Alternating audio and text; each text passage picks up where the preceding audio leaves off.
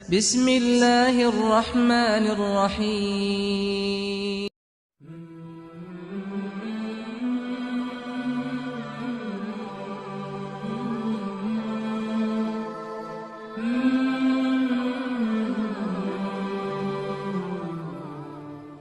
السلام علیکم ناظرین، ایک اہم اور نئے موضوع کے ساتھ نئی ویڈیو لے کر مبشر مدی اشر تعلیم خزانہ پر آپ کے خدمت میں حاضر ہے۔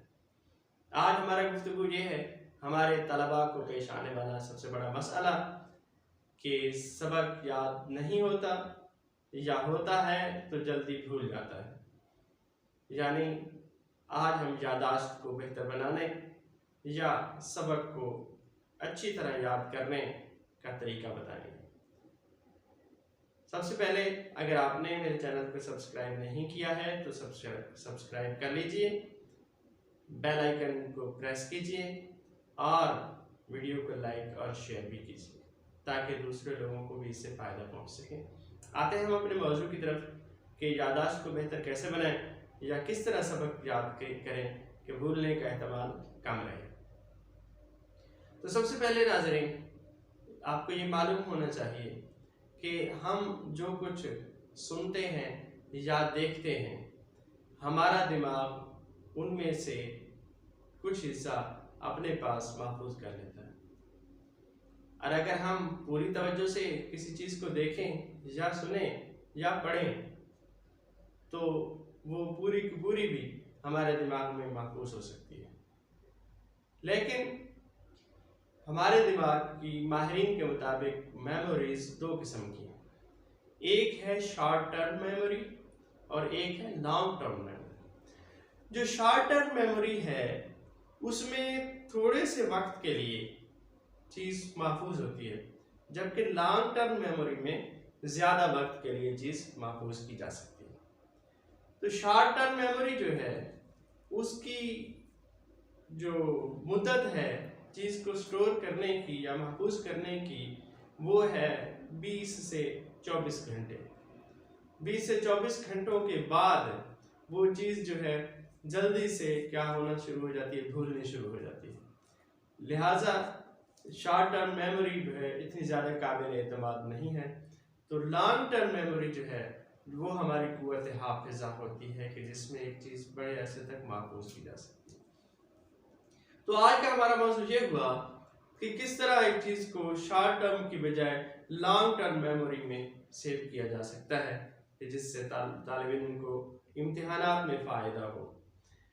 تو آئیے ہم اسی پر گفتگو کرتے ہیں۔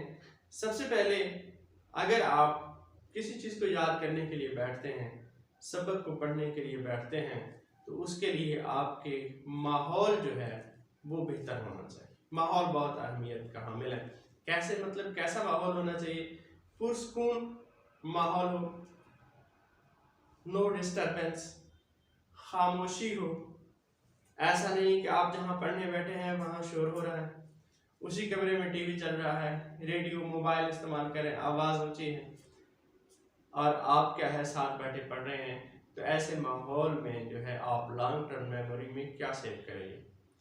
لہذا سب سے پہلی جو اہم چیز ہے وہ ہے ماحول، جہاں آپ پڑھنے بیٹھے وہ پرسکون، خاموش اور ایسا ماحول ہے کہ جہاں آپ کو ڈسٹرب کرنے والا کوئی نہ۔ دوسری بات ہے کہ ذہنی یکسوئی۔ جب آپ پڑھنے بیٹھے کوئی چیز یاد کرنے بیٹھتے ہیں تو ذہنی یکسوئی کا ہونا لازم ہے تاکہ آپ مکمل توجہ سے سبق کو یاد کر سکیں۔ اور کون سی چیزیں ذہنی یکسوئی میں خارج ہیں؟ مطلب یہ ہے کہ بالفرض آپ پریشان ہیں، کسی پریشانی کا شکار ہیں، تو آپ کبھی مکمل توجہ سے جو ہے سبق کو یاد نہیں کر سکتے۔ آپ تھکاوٹ کا شکار ہیں یا آپ کی توجہ دو جانب مبذول ہے، بالفرض آپ پڑھنے بیٹھے ہیں اور باہر سے آپ کو بلا رہا ہے، کیا ہے جی ہم میچ کھیلنے جانا ہے، یا ساتھ والے کمرے میں آپ کا پسندیدہ ڈرامہ لگنے والا ہے اور آپ اس ذہن میں بیٹھے ہیں کہ یہ پڑھائی جلد جان چھوٹے اور پڑھائی کا ٹائم ختم ہو اور میں ڈرامہ دیکھوں، یعنی آپ کا ذہن منقسم ہے۔ یا آپ کیا ہے بہت آپ کو نیند آ رہی ہے اور پھر بھی آپ زبردستی کتاب کھول کے بیٹھے ہوئے ہیں، تو یہ چیزیں جو ہیں توجہ کو منقسم کرتی ہیں. یا آپ کے ساتھ ایک آدمی بیٹھا ہے جو آپ کو بار بار گپ شپ میں لگا رہا ہے، ایسا دوست بیٹھا ہے یا آپ کا بھائی ہے، تو وہ یہ چیزیں جو ہیں آپ کی توجہ کو منقسم کرتی ہیں، ذہنی یکسوئی نہیں حاصل ہوتی، نہ ہی مکمل توجہ ہوتی. لہٰذا ذہنی یکسوئی اور مکمل توجہ کے لیے ان ساری چیزوں کا، نیند کا، تھکاوٹ کا، بھوک کا، کسی ساتھ والے ڈسٹرب کرنے والے بندے کا نہ ہونا ضروری ہے. اس کے بعد یعنی ماحول اور ذہنی یکسوئی کے بعد اب آتے ہیں ہم کہ یہ دونوں چیزیں اگر آپ کو میسر ہوں، یعنی اچھا ماحول ہو، خاموش، پرسکون، اور ساتھ ہی آپ ذہنی طور پر فریش ہوں، تو اب آپ اس سبق کو یاد کرنے کی طرف آتے ہیں. تو سب سے پہلے جو ہے بسم اللہ الرحمن الرحیم پڑھیں تاکہ اللہ تعالیٰ کی مدد آپ کے شامل حال ہو. اور علم میں اضافے کی جو دعا ہے رب زدنی علما، اس کا تکرار کیجیے. پھر اس کے بعد آپ دیکھیں اس سبق کو یا اس سوال کو، اس لیسن کو جس کو آپ نے یاد کرنا ہے، اگر وہ لمبا لیسن ہے، سبق زیادہ ہے، تو آپ اس کو پارٹس میں تقسیم کر دیجیے، کیونکہ 2 صفحوں کا 4 صفحوں کا لیسن جو ہے آپ یکدم اکٹھا یاد نہیں کر سکتے. اس کو حصوں میں تقسیم کریں اور پارٹ بائی پارٹ، جز بائی جز جو ہے اس کو آپ یاد کرتے رہ جائیں، تو وہ آپ کی یادداشت کا حصہ بن جائے گا. اس کے بعد آپ کے جو چیز یاد کرنی ہے اس کو ایک مرتبہ پڑھیں اور پھر سے سمجھیں، کیونکہ تفہیم جو ہے یہ آپ کی یادداشت کا حصہ، جس چیز کی آپ نے سمجھ کے پڑھا ہو وہ آپ کی یادداشت کا حصہ جلدی بن جائے گی. اگر جس چیز کو آپ نے سمجھ کے نہیں پڑھا، آپ کو پتہ ہی نہیں کہ اس کا مقصد یا مطلب یا مفہوم کیا ہے، تو وہ صرف رٹا ہو جائے گا. اور رٹا جو ہے وہ جلد بھول جانے والی چیز ہے، وہ قابل اعتبار نہیں ہوتا. ایسا ایک سوال کا ایک جملہ ہی آپ کو بھولا، اس کا مطلب سارا سوال ہی بھول گیا. تو رٹا نہیں، رٹے سے بچنے کے لیے اس چیز کو پہلے مفہوم کو سمجھیں کہ اس کا مفہوم کیا ہے، اس کو سمجھ کے آپ پھر پڑھیں، تو دماغ کی جو قبول کرنے کی کیپیسٹی ہے اس چیز کو وہ بڑھ جائے. اب آپ نے اس کو ایک بار پڑھا، اب پڑھنا کیسے ہے، کہ آواز سے پڑھنا ہے یا زیر لب پڑھنا ہے، دل میں پڑھنا ہے. تو اگر آپ کے پاس کوئی نہیں بیٹھا ہے، آپ سکون اکیلے کمرے میں بیٹھے ہیں، تو پھر آپ آواز سے پڑھ سکتے ہیں. ورنہ اگر آپ کے پاس ارد گرد کچھ ہے یا کسی کے بے آرام ہونے کا اندیشہ ہے تو آپ زیر لب پڑھیں، لیکن اس کو جو ہے دونوں صورتحال کے مطابق آپ ایک مرتبہ اس کو پڑھیں اور سمجھیں. جب آپ اس کو سمجھ لیں، جس طرح کہ آپ اگر کلاس روم میں ہوتے ہیں تو کلاس روم میں جب استاد پڑھا رہا ہوتا ہے تو اگر آپ توجہ کے ساتھ، یعنی آپ کی پوری توجہ استاد پر ہے، تو اس وقت جو ہے آپ تقریباً 50% سے لے کر 70% تک کا جو لیسن جو سبق ہے وہ اسی وقت آپ کی جو شارٹ ٹرم میموری ہے اس میں سیو ہو جاتا ہے. جو ذہین فتین لوگ ہوتے ہیں وہ 100% ہی اس کا جو ہے اسی وقت ہی گین کر لیتے ہیں جس وقت استاد پڑھا رہا ہوتا ہے، تو ان کی شارٹ ٹرم میموری میں جو ہے 100% سیو ہو جاتا ہے. اور جب وہ گھر جا کے اس کو ریوائز کرتے ہیں ود ان 20 to 24 hours، یعنی 20 سے 24 گھنٹے کے دوران ہی اس کو دوبارہ جب ریوائز کرتے ہیں تو اس سبق کا بہت بڑا حصہ جو ہے وہ شارٹ ٹرم سے لانگ ٹرم میموری میں چلا جاتا ہے. اچھا، اب آپ نے پڑھ لیا، اس کے بعد کیا ہے، آپ نے اس کو بار بار پڑھنا ہے. جتنا حصہ آپ نے اس کو جو پارٹ جس کو یاد کرنا ہے، جتنا آپ نے اس کو مختص کیا ہے، اس کو آپ جو ہے بار بار کیا ہے پڑھیں، اور پھر پڑھ کے دوہرا کے پھر آپ اس کو لکھیں. پڑھنا لکھنا یہ دونوں چیزیں جو ہیں جب آپ اس کو پھر ملادفہ سے پڑھیں گے تو آپ کا کان یعنی سماعت بھی ساتھ شریک ہو جائے گی.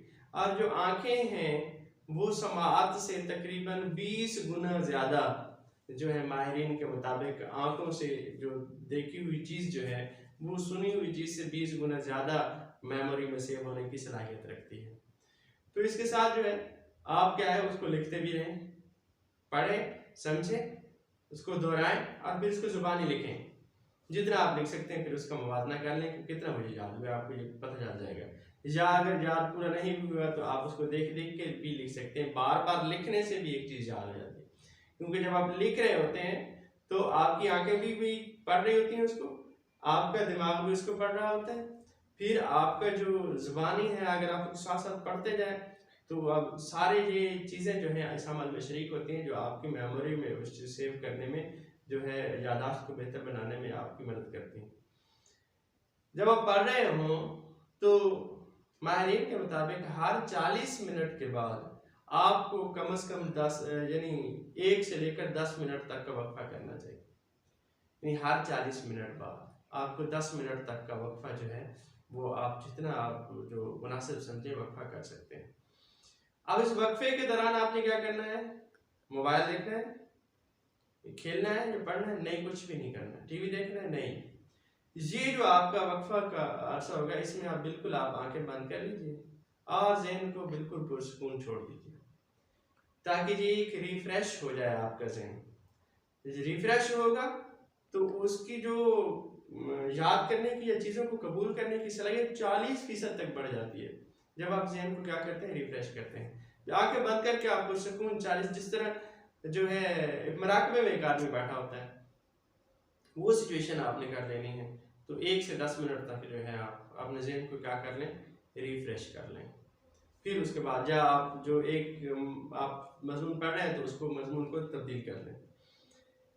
क्या करें? आपको अगर आपका सबक लंबा है जिसको आपने याद करना है, सवाल लंबा है, आप उसके की पॉइंट्स बना लें, मेन पॉइंट्स की नोट्स बना लें, यानी खास चीज़ें आप याद कर लें ताकि आप जो है उस तरतीब के साथ उसको दोबारा लिख सकें। की नोट्स करने से, खास पॉइंट याद करने से जो है सबक या एक सवाल का ढांचा जो है आपके ज़हन में क्या हो जाता है? महफूज हो जाता है, जो आपको फिर सवाल लिखने में मदद देता है।